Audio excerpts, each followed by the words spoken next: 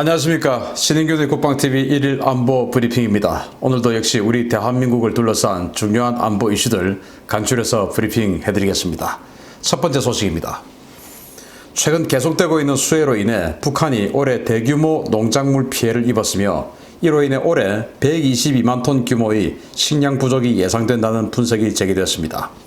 최근 이딴 홍수와 태풍으로 북한의 농업에 심각한 피해를 입은 것으로 추정된다고 보이스 오브 아메리카가 전문가들을 인용해 1일 보도했습니다. VOA는 GSNJ 인스티튜드 북한 동북아 연구원 권태진 박사를 인용해 피해 면적으로 봐서 수해로 인해 2~30만 톤 규모, 태풍으로 인해 5에서 10만 톤 정도 피해를 봤을 것이다 라고 분석했습니다. 권 박사는 북한의 농작물 한 해 수확량이 450에서 500만 톤 정도인데 지난 몇 주간 수해로 인해 평년 곡물 수확량의 10%가 감소한 셈이다 라며 옥수수와 콩 수확철을 앞두고 이삭이 여물 때 대규모 홍수가 발생해 실제 피해는 더 클 것이다 라고 분석했습니다.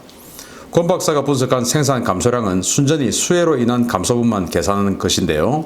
권 박사는 5월 기준으로 북한의 비료 도입량이 전년 대비 5%밖에 안 된다 라면서 바이러스와 국경 봉쇄, 수해 등으로 인해 올해 식량 생산 감소량은 더 클 것이다 라고 내다봤습니다. 이와 관련해 통일부는 지난 5월 북한의 올해 식량 부족량을 86만 톤으로 추산한 바 있는데요. 역대 최악의 악재들이 모두 겹친 올 가을에 북한의 고난의 행군 때와는 비교할 수 없을 정도의 식량난이 다가올 전망입니다. 야, 북한이 어쩝니까? 이 수해로 인해서만 30만 톤 정도의 식량이 덜 수확된다라는 것이죠. 그런데 또 이 권태진 박사의 연구 분석 결과 올해 5월까지 북한이 비료 도입량이 지난해에 비해서 5%밖에 안 된다는 겁니다. 왜냐하면 지금 이 코로나 바이러스 때문에 국경을 봉쇄했기 때문에 또 무역이 안 되고 있는 것이죠. 그러면은 식량 생산을 증산을 하려고 하면 비료를 투입하고 해야 되는데 투입할 비료가 없으면은 단위 생산량이 줄어들게 되죠. 거기다가 수해를 입었죠. 또 5월 이전에는 가뭄을 입었죠. 이러니 이게 지금 도대체 올해 얼마나 많은 식량이 부족할 거냐. 그래서 122만 톤. 이것도 이제 최소 기준이다라는 것인데 122만 톤이면 과거 1994년도부터 99년까지 있었던 고난의 행군 시기의 2배 이상입니다. 고난의 행군 시기에 북한 자체 식량 생산량 가지고는 한 100만 톤 정도 부족을 해서 대한민국을 비롯해서 국제사회에서 100만 톤 이상의 식량이 이렇게 공급이 됐었어요.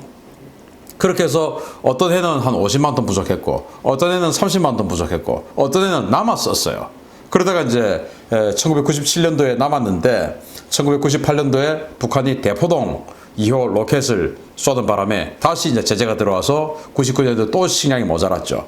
그렇게 해서 여하튼 이 5년간의 기간 동안 북한에서 한 300만 명 정도의 사람이 아사했다, 굶어 죽었다, 이렇게 추산이 되죠. 그런데 그때는 그래도 국제사회의 지원이라도 들어갔는데 지금은 국제사회의 지원이 들어갈 수 없죠. 자, 이런 상황에 도대체 올해 북한은 어느 정도의 데미지를 입을 것이냐. 그리고 그때는 장마당 경제가 초창기로 스타트하던 그런 시기였습니다. 그런데 지금은 바이러스 때문에 국경을 봉쇄해놨죠. 장마당 경제도 돌아갈 수가 없어요. 또 최근 데일리 NK 보도에 따르면 식량을 밀수했던 사람들이 잡혀서 처벌을 받았다 이겁니다.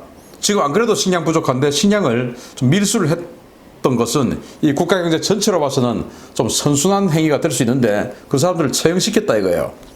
자, 그러니까 이제 식량 밀수도 안 되고 생산량은 이렇게 부족하고 올해 정말 북한은 사상 최악의 가혹한 한 해가 될 것 같은데 정말 북한 인민들에게는 안타까운 이야기지만 이때 사실 조금만 더 불씨를 튕겨버리면은 사실 북한 인민들에 의해서 정권은 무너지게 돼 있어요. 그런데 이 상황에 우리가 정권에 도대체 링거 주사를 놔줘야 되겠냐? 안 되죠. 정말 마음 아프지만 한번 지켜보는 것이 대한민국과 우리 민족의 앞날을 위해서도 중요하다. 참자라는 생각을 해봅니다. 두 번째 소식인데 중국이 정말 미쳤나 봅니다. 체코 민주화 운동을 이끈 체코 상원 의장을 비롯한 체코 상원 대표단이 탑승한 대만행 전용기 근처에 군용기를 띄워 위협했다는 폭로가 나왔습니다. 중국 공산당 왕이 외교부장이 최근 체코를 방문해 하나의 중국 원칙을 어기면 보복하겠다라는 경고를 날려 논란인 가운데 지난 8월 30일 밀로스 바르트질 체코 상원의장 대표단이 탑승한 전용기가 중공군 군용기의 위협을 받았다고 자유시보 등 대만 언론이 보도했습니다. 바르트르질 상원의장은 체코 상원의원 8명, 프라하 시장, 체코 국영TV 등 언론인 11명 등 89명으로 구성된 체코 대표단을 이끌고 중화항공 CI7854편으로 8월 30일 대만을 방문했는데요. 체코 대표단이 탑승한 전용기가 대만 영공 인근에 접근하자 중국 군용기가 이 전용기에 접근한 것으로 확인됐습니다.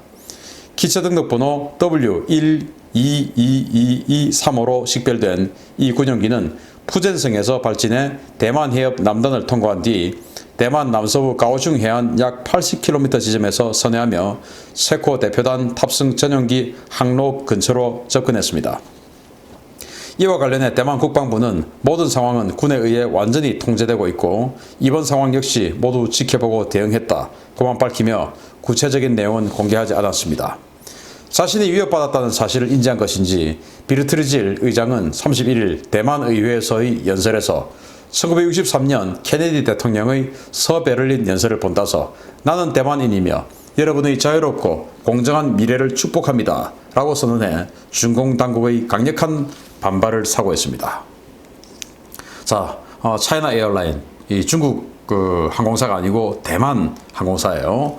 이 전용기를 타고 체코의 상원 의장을 비롯한 의원들 그리고 프라하 시장, 언론인 이렇게 해서 89명이 대만을 8월 30일 방문했습니다. 자, 이 8월 30일 날 왕이 중국 공산당 외교부장은 역시 지금 체코를 방문해서 체코 대통령과의 면담에서 지금 이 상원 의장이 대만을 방문한 걸 알고 있죠. 그렇게 해서 가지 마라.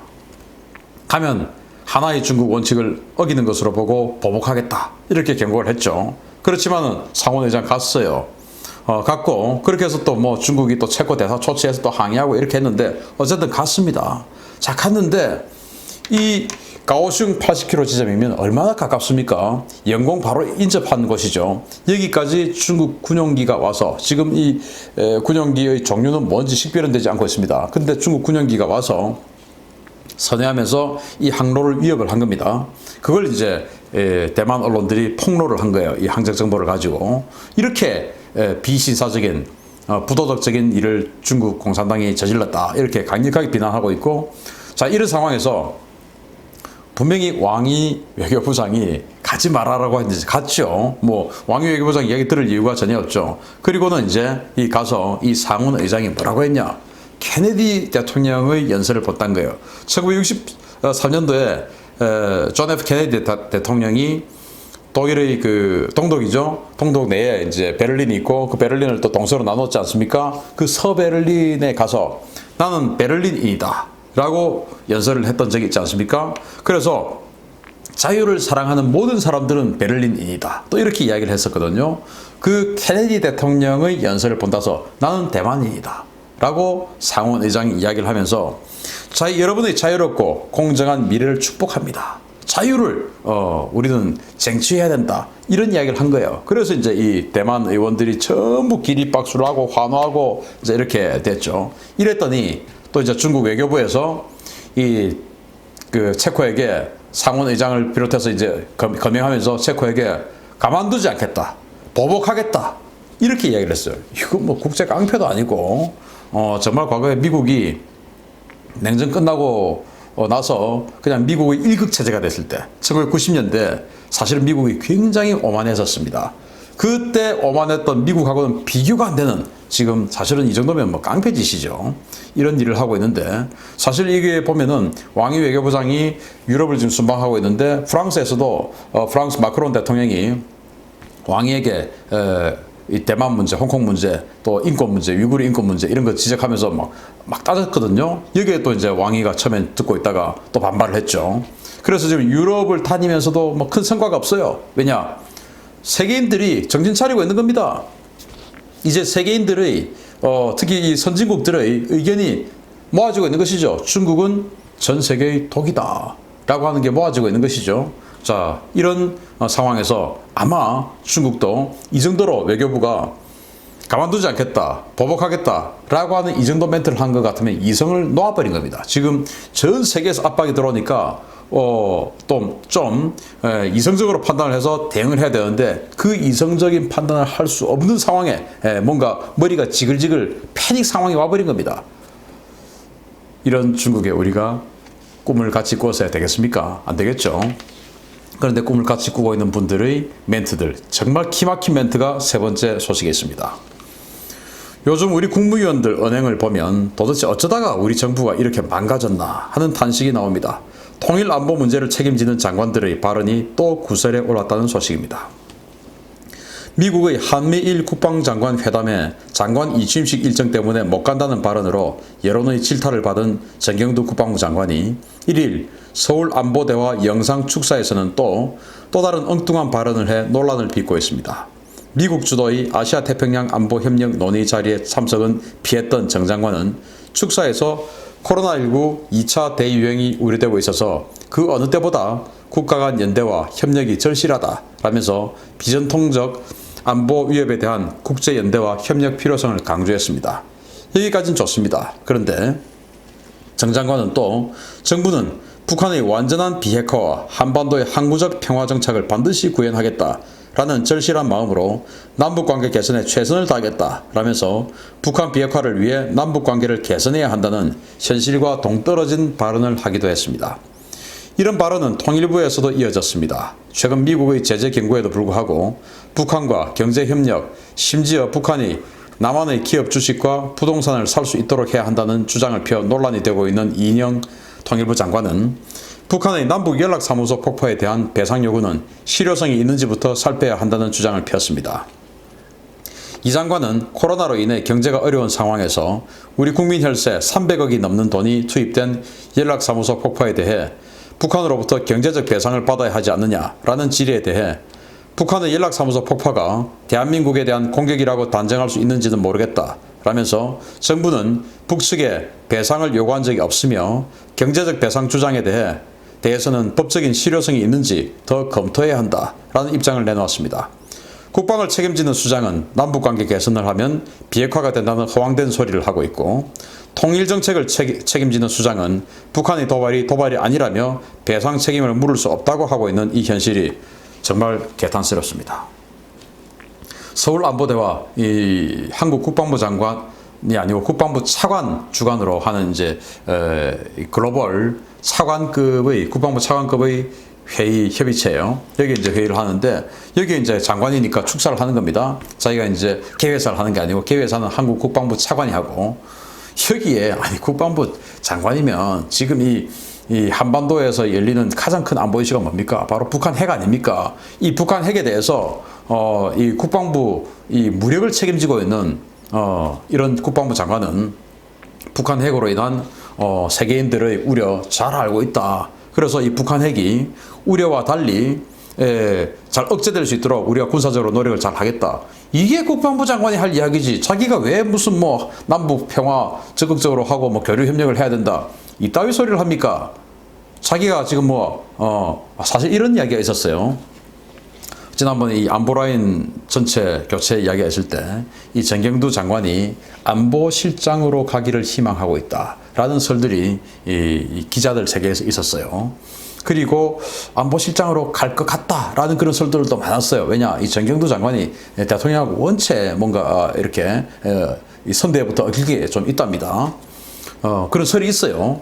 그래서 그런지 지금 아직도 이제 이 정권이 좀 남았으니까 안보실장을 정권 말기에라도 할 수 있다는 생각을 하는 것인지 이거는 뭐 국방부 장관이 할 이야기가 아닌 선을 넘은 또 그런 이야기를 하고 있는 것을 봐서 아직도 뭔가 좀 하고 싶은 그런 명예욕이 있는 것은 아닌가. 정말 황당합니다. 자, 이런 무능력자가 대한민국의 큰 감투를 자꾸 쓰는 것은 우리 국익에도 정말 마이너스 되는 그런 상황이죠. 그런데